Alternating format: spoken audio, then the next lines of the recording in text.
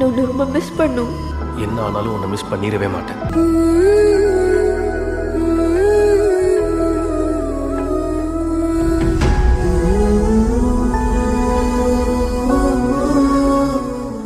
ಒಂದೆಡೆ ಮದುವೆಯ ಸಂಭ್ರಮದ ತಯಾರಿ, ಇನ್ನೊಂದೆಡೆ ಇಬ್ಬರು ಬ್ಯಾಂಕ್ ಉದ್ಯೋಗಿಗಳಾಗಿ ಸುಂದರ ಭವಿಷ್ಯದ ಕನಸು ಕಾಣ್ತಾ ಇದ್ದ ಯುವ ಜೋಡಿ.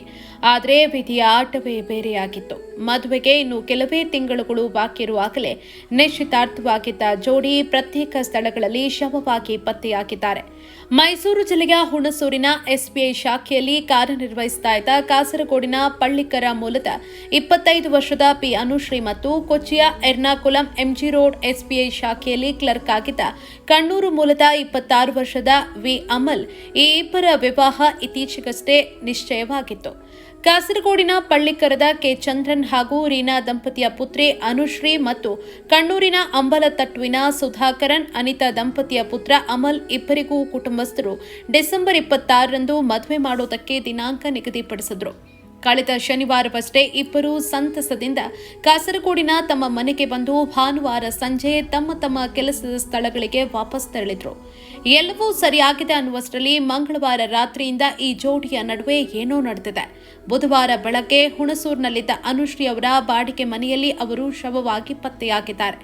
ಮಂಗಳವಾರ ರಾತ್ರಿ ಸಾವಿಗೂ ಮುನ್ನ ಅನುಶ್ರೀ ಅಮಲ್ ಜೊತೆ ಫೋನ್ನಲ್ಲಿ ಮಾತನಾಡಿದ್ರು ಎನ್ನಲಾಗಿದೆ. ಆದರೆ ಬುಧವಾರ ಬೆಳಗ್ಗೆ ಅನುಶ್ರೀ ಫೋನ್ ಕರೆಗಳಿಗೆ ಯಾವುದೇ ಸ್ಪಂದನೆ ಸಿಗದೇ ಇದ್ದಾಗ ಅನುಮಾನಗೊಂಡು ನೆರೆಹೊರೆಯವರಿಗೆ ವಿಷಯವನ್ನ ತಿಳಿಸಲಾಯಿತು. ನೆರೆಹೊರೆಯವರು ಬಂದು ಪರಿಶೀಲಿಸಿದಾಗ ಅನುಶ್ರೀ ಅವರ ಸಾವು ಬೆಳಕಿಗೆ ಬಂದಿದೆ. ಇತ್ತ ಈ ದುಃಖದ ಸುದ್ದಿ ತಿಳಿತಾ ಇದ್ದಂತೆ ಅತ್ತ ಎರ್ನಾಕುಲಂನಲ್ಲಿದ್ದ ಅಮಲ್ ತೀವ್ರ ಆಘಾತಕ್ಕೆ ಒಳಗಾಗಿದ್ದಾರೆ. ಬೆಳಗ್ಗೆ 10 ಗಂಟೆಯ ಸುಮಾರಿಗೆ ಎರ್ನಾಕುಲಂ ಟೌನ್ ನಾರ್ತ್ ರೈಲ್ವೆ ನಿಲ್ದಾಣದ ಬಳಿಯ ಹೋಟೆಲ್ ಕೊಠಡಿಯಲ್ಲಿ ಅಮಲ್ ಫ್ಯಾನ್ಗೆ ನೇಣು ಬಿಗಿದುಕೊಂಡು ಆತ್ಮಹತ್ಯೆಗೆ ಶರಣಾಗಿದ್ದಾರೆ. ಸ್ನೇಹಿತ ಶಾಯೂನ್ ನೀಡಿದ ತಕ್ಷಣ ಮಾಹಿತಿ ಮೇರೆಗೆ ಎರ್ನಾಕುಲಂ ನಾರ್ತ್ ಪೊಲೀಸರು ಹೋಟೆಲ್ಗೆ ಧಾವಿಸಿ ಪರಿಶೀಲಿಸಿದ್ದಾರೆ. ಕೆಲವೇ ಗಂಟೆಗಳ ಅಂತರದಲ್ಲಿ ನಡೆದಿರುವ ಈ ಜೋಡಿ ಸಾವು ಹಲವು ಅನುಮಾನಗಳಿಗೆ ಎಡೆ ಮಾಡಿಕೊಟ್ಟಿದೆ. ಇಬ್ಬರ ನಡುವೆ ಫೋನ್ನಲ್ಲಿ ಯಾವುದೋ ವಿಷಯಕ್ಕೆ ಜಗಳವಾಗಿತ್ತೆ ಅಥವಾ ಬೇರೇನಾದರೂ ಮಾನಸಿಕ ಒತ್ತಡ ಇತ್ತೆ ಅನ್ನೋದು ಗೂಢವಾಗಿದೆ. ಪ್ರಸ್ತುತ ಹುಣಸೂರು ಪೊಲೀಸ್ ಠಾಣೆ ಹಾಗೂ ಎರ್ನಾಕುಲಂ ಉತ್ತರ ಪೊಲೀಸ್ ಠಾಣೆಯ ಅಧಿಕಾರಿಗಳು ಜಂಟಿಯಾಗಿ ತನಿಖೆ ಆರಂಭಿಸಿದ್ದಾರೆ.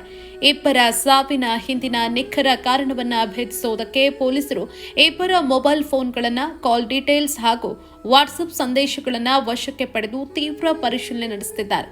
ಸದ್ಯಕ್ಕೆ 2 ಠಾಣೆಗಳಲ್ಲಿ ಅಸಹಜ ಸಾವು ಪ್ರಕರಣ ದಾಖಲಾಗಿದೆ. ಕೈ ಹಿಡಿದು 100 ಕಾಲ ಬಾಳಬೇಕಾಗಿದ್ದ ಯುವ ಜೋಡಿ ವಿವಾಹದ ಹೊಸ್ತಿಲಲ್ಲಿ ಹೀಗೆ ಪ್ರಾಣ ಕಳ್ಕೊಂಡಿರೋದು 2 ಕುಟುಂಬಗಳನ್ನ ತೀವ್ರ ಶೋಕ ಸಾಗರಕ್ಕೆ ತಳ್ಳಿದೆ.